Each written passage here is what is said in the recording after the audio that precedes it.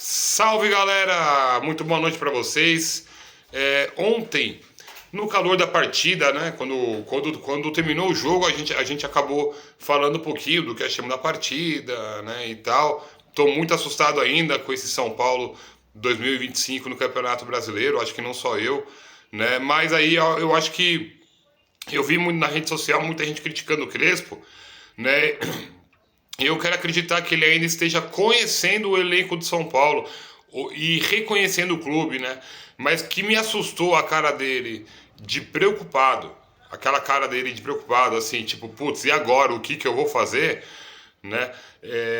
E isso aí me assustou um pouquinho, porque ele já passou outra vez aqui, né? Então, ou seja, o cenário deve ser um pouquinho pior do que aquele cenário que ele tinha pego lá atrás, né? Mas beleza. Eu falei ontem, né, que no empate contra o Bragantino, o Ferrarese falhou no gol dos caras. E realmente falhou, né? Se vocês pararem para ver o lance, ele foi muito atrasado na bola. Ele é um zagueiro alto, não é baixo, e não era para ter tomado aquele tipo de invertida que ele tomou ali, né? Perder daquele jeito que ele perdeu, né, a bola aérea, né? Mas beleza. Aí vem agora o dia seguinte. Enquanto isso, a gente vê o nosso presidente aí tirando foto com os fanzetes dele aí. Os caras não estão nem aí pra gente, os caras não estão nem aí pro clube. E hoje ainda estão falando que a própria assessoria de São Paulo diz que não deve satisfação pra torcida.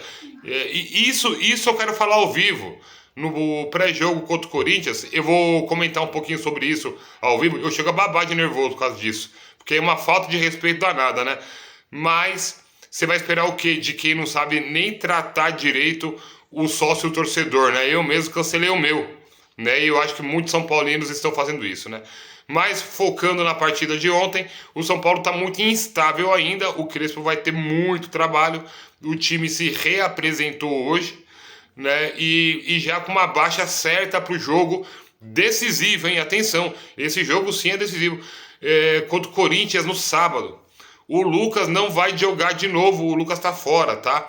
Ele tá já fazendo a transição pro gramado, mas ele ainda sente um pouco de dor no joelho, né?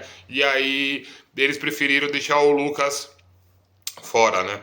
E outras coisinhas mais aí, né? A gente sabe que o DM de São Paulo não é DM, né?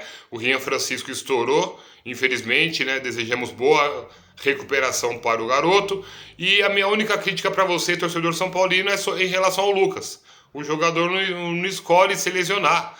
O joelho é uma coisa dolorida. Hoje é meu segundo dia. Eu fiquei 2 dias sem treinar. Porque o joelho é uma parte da perna, cara. É só você sentindo algum incômodo ali que você vai saber a importância disso, né? Então, imagina a dor que o Lucas deve ter sentido nesse joelho, numa pancada enorme num jogo que ele tomou, né? Então, realmente não deve ser fácil, é o tipo da dor que ainda reflete até no pé também, né? Então é muito ruim mesmo, né? Mas o DM de São Paulo deixa de novo a desejar, né? Porque o problema do Lucas era trauma, era um primeiro eles diagnosticaram como trauma 1. O trauma 1 é quando você toma uma porrada, você faz gelo e resolve, né?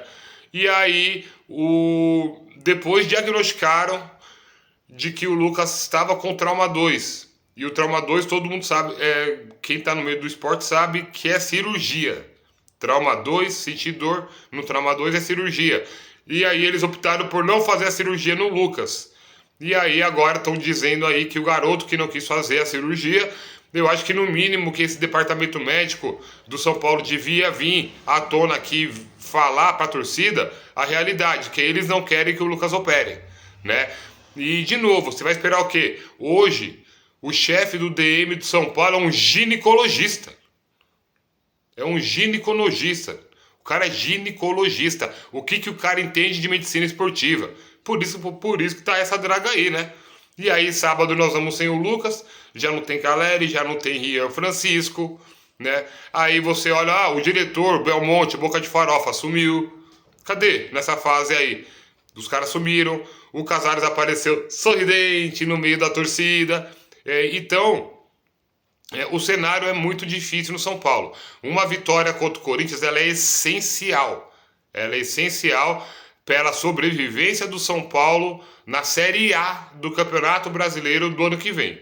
Depois, o São Paulo vai ter agora Corinthians e tem Fluminense que fez um belo Mundial de Clubes aí sob o comando do Renato Gaúcho. Então, ou seja, é outra pedreira. Vocês já pensaram se Deus o livre a gente perde pro Corinthians sábado e a gente não pontua contra o Fluminense? Lembrando que sábado, teoricamente, São Paulo tá na zona do rebaixamento, né? Porque o Juventude tem 2 jogos a menos.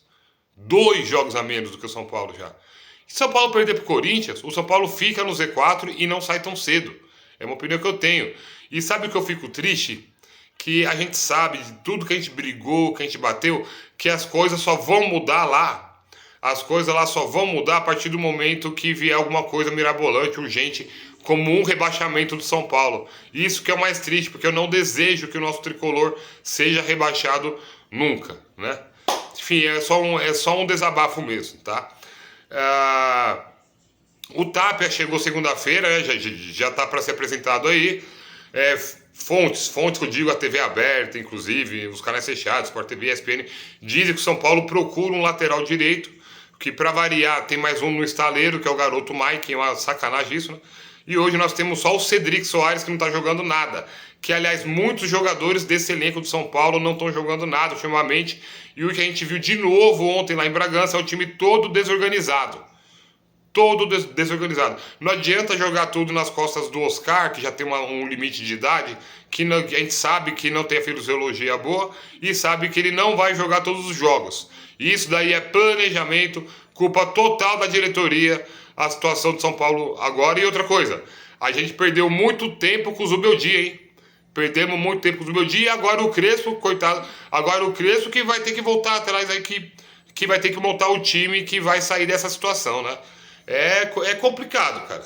Fica muito complicado mesmo. Amanhã tem ficha técnica para vocês aí Amanhã tem ficha técnica de São Paulo e Corinthians, jogo que vai ser no Morumbi no próximo sábado. Eu não dei notas, como de costume,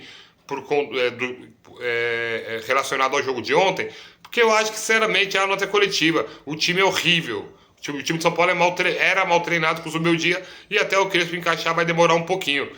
O empate em Bragança foi ruim? Não foi ruim, porque o Bragantino hoje é melhor do que a gente. Mas em termos de campeonato foi péssimo. E o que mais me preocupa ainda é que a gente não ganhou de ninguém da parte de baixo da tabela. E agora começa a tabela alta. Então, eu estou bem preocupado com a situação. Vou deixar para vocês comentarem aqui, tá? Quero saber muito a opinião de vocês, beleza? Eu sou o Marcelo, vou ficando por aqui. Amanhã tem vídeo de ficha técnica. Atenção! O vídeo de ficha técnica amanhã é mais tarde, hein? Ficha técnica amanhã vai sair às 11 horas da noite, tá, gente?